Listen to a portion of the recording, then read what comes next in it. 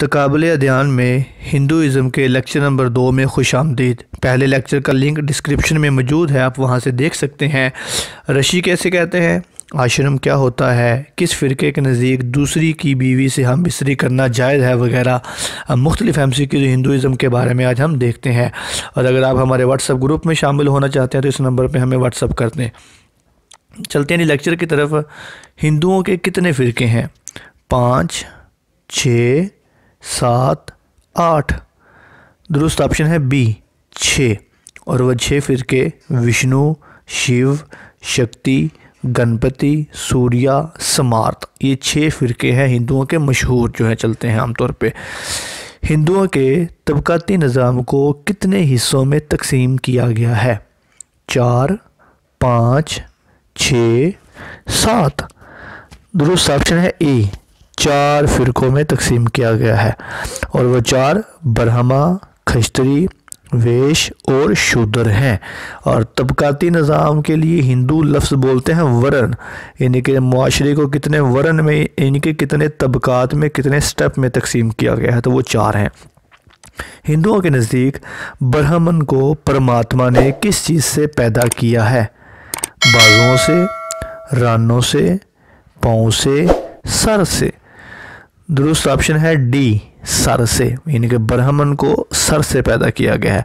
तो बाकियों को भी देख लेते हैं। खश्तरी को बाजुओं से पैदा किया है ब्राह्मण ने, परमात्मा ने। और वैश्य को रानों से, रान मतलब जिसे पट पर पंजाबी में कहते हैं, लेग कहते हैं जिसे, लेग पीस वगैरह, वहाँ से रानों से पैदा किया है। और शूद्र को पाँव से पैदा किया है। ये जो उनकी ट्रायंगल है त्रिमूर्ति, उसमें जो सबसे बड़ा है ब्राह्मण, उसको परमात्मा कहते हैं। तो उस परमात्मा ने ब्राह्मण को सर से, खश्तरी को बाजुओं से, वैश्य को रानों से और शूद्र को पाँव से पैदा किया है।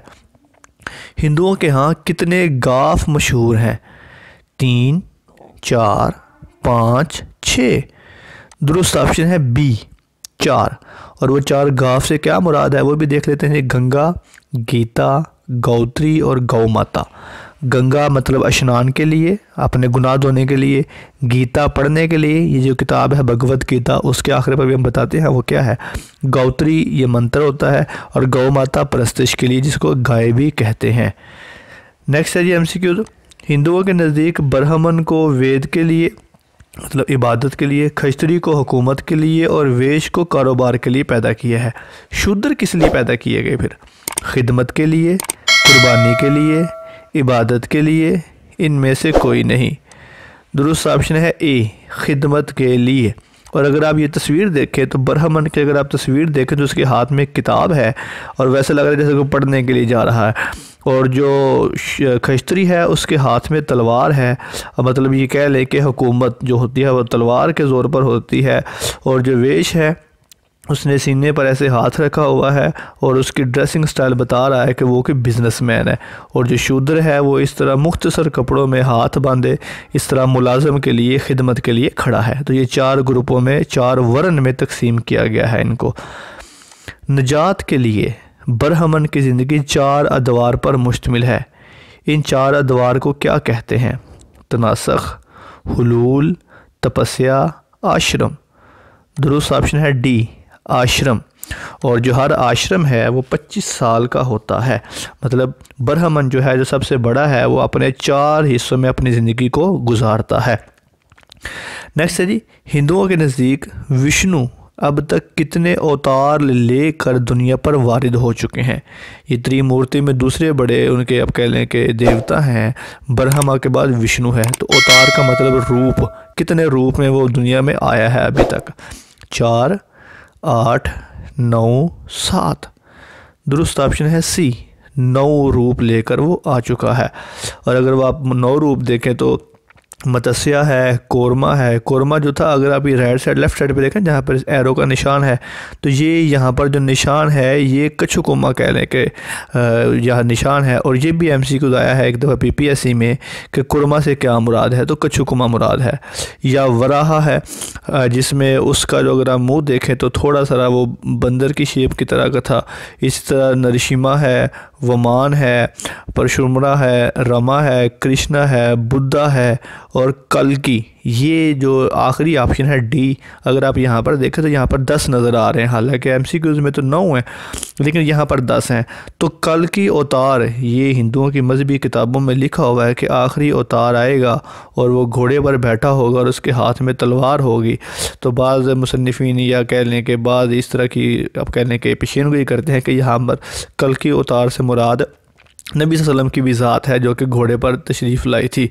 तो बहरहाल ये हिंदुओं के विष्णु के अब तक 9 अवतार हो चुके हैं और 10वां अवतार अभी तक ज़ाहिर होने वाला है, और बाज़ इसको इमाम मेहदी या हज़रत ईसा से भी मंसूब करते हैं विष्णु के अवतार को। तो ये विष्णु 9 अवतार ले चुका है, और ये कोरमा वाला जो है ये भी एमसीक्यूज़ आया हुआ है, और विष्णु के टोटल अवतार का एमसीक्यूज़ भी आया हुआ है। जिस पर वेद नाज़िल होते हैं उसे क्या कहते हैं? ऋषि, लक्ष्मी, राम मोहन राय, दयानंद सरस्वती। दुरुस्त ऑप्शन है ए, ऋषि, यानी कि जो पढ़ता है वेद पढ़ता है, ऋषि या ब्राह्मण कह लें उसको कहते हैं। ये भी एमसीक्यू एक दफ़ा आया हुआ है। वेद का लफ्ज़ी मतलब क्या है? जानना, सोचना, मुक़द्दस इल्म, ये तमाम। दुरुस्त ऑप्शन है डी, ये तमाम। हिंदू तहरीक में ब्रह्मो समाज के बानी कौन हैं? दयानंद सरस्वती, राजा अशोक, राम मोहन राय, इनमें से कोई नहीं। दूसरा ऑप्शन है सी, राम मोहन राय, और ये बंगाल में पैदा हुए थे। बंगाली और संस्कृत के अलावा अरबी, फ़ारसी और अंग्रेज़ी के भी बड़े फाजिल थे। 1830 में ब्रह्मो समाज की बुनियाद डाली। ये एमसीक्यूज़ है, इसको लिख लें, बड़ा अहम एमसीक्यूज़ है। और मूर्ति पूजा की मुखालफत की और वो खुदा की वहदानियत की तालीम दी। सत्य की खौफनाक और शर्मनाक रस्म ख़त्म करने में भी बड़ा काम किया। 1831 में इंग्लिस्तान गए और वहाँ ब्रिस्टल के मुकाम पर वफ़ात पाई। हिंदू तहरीक में आर्य समाज तहरीक के बानी कौन है? राम मोहन राय, दयानंद सरस्वती, पतंजलि, गौतम। दुरुस्त ऑप्शन है बी, दयानंद सरस्वती। ये 12 फरवरी 1824 को पैदा हुए, 30 अक्टूबर 1883 को वफ़ात पाई। आर्य समाज के बानी थे। ये पहले बंदे थे जिन्होंने कहा था कि हिंदुस्तान हिंदुस्तानियों के लिए है। लड़कपन से सन्यासी और स्कॉलर थे। उनका अकीदा था कि वैद ख़ताओं से पाक हैं, यानी कि ब्राह्मण जो है। तो ये दयानंद सरस्वती थे आर्य समाज के बानी। नेक्स्ट है जी, हिंदुओं के यहाँ कितने वेद मशहूर हैं? 4, 5, 6, 7। दुरुस्त ऑप्शन है ए, 4 वेद मशहूर हैं। और वह 4 वेद कौन कौन से हैं? ऋग्वेद, यजुर्वेद, अथर्ववेद, सामवेद। नेक्स्ट है जी, सबसे कदीम वेद किसको कहते हैं? यजुर्वेद, अथर्ववेद, असामवेद, ऋग्वेद। दुरुस्त ऑप्शन है डी, ऋग्वेद। ये सबसे आखिरी और सबसे अहम एमसीक्यू है। ऋग्वेद 10 कुतुब हैं, 1000 अश्लोक और नज़में हैं। यजुर्वेद में नज़्म व नसर दोनों हैं। अथर्ववेद में 6000 मंत्र, जादू, टूने और मंत्र हैं। और सामवेद जो है मुतरन्नम वेद है। ये सामवेद का एमसीक्यूज़ आया हुआ है कि मुतरन्नम वेद कौन सा है, और जादू टूने वाला एमसीक्यूज़ भी अथर्ववेद भी आया हुआ है बोर्ड में पीपीएससी के। नेक्स्ट है जी कि हर वेद कितने हिस्सों में तकसीम है? 2, 3, 4, 5। दुरुस्त ऑप्शन है सी, 4 हिस्सों में तकसीम है। और मंत्र बाग है, ब्राह्मण है, अरनीक है। चौथा एमसीक्यू जी आपकी असाइनमेंट है, ये आपने मुकम्मल करना है।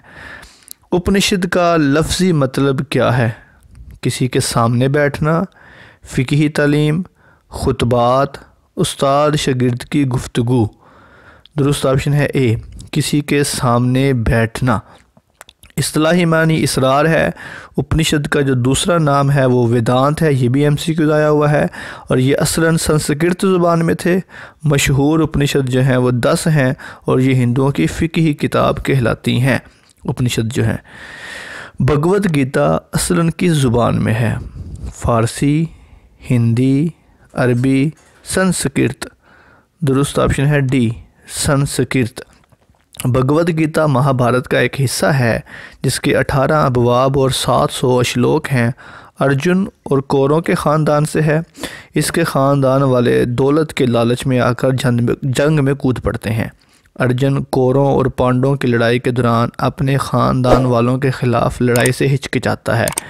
वहीं विष्णु श्री कृष्ण के रूप में आते हैं।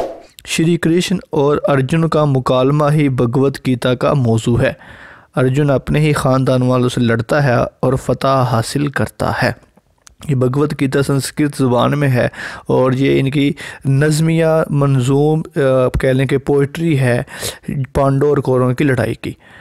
अक़ीदा तनासुख आवागोन जूनी चक्कर किस मज़हब के मानने वालों का नज़रिया है?